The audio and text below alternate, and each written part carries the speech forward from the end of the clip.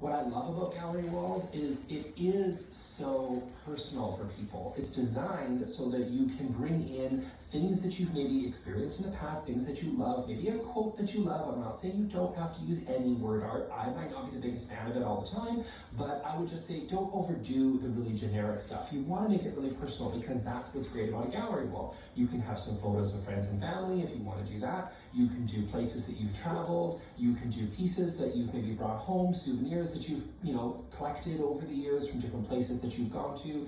These are some of the things that I think makes a really personal and interesting gallery wall, rather than choosing sort of generic art that you've picked up at your local big box store. Not saying you can't ever use that stuff. She's watching this with the same fascination that I watch pornography. Personal and more meaningful, the better. But maybe you have a favorite quote and you want to include that in your gallery wall. I'm not going to say don't do it at all. I'm just saying don't overload the wall with nothing but generic art. It doesn't look good. It just looks weird. And see how she never really has a chance to stop chewing. She just keeps going one after the other. It never looks good, and it never looks well designed, and it always looks plain and boring, because that's what it is, plain and boring. And that brings me to my next two, which is to inject personality into your gallery wall. So building on the last point, yes, include things from your travels, things that you really love. If you're a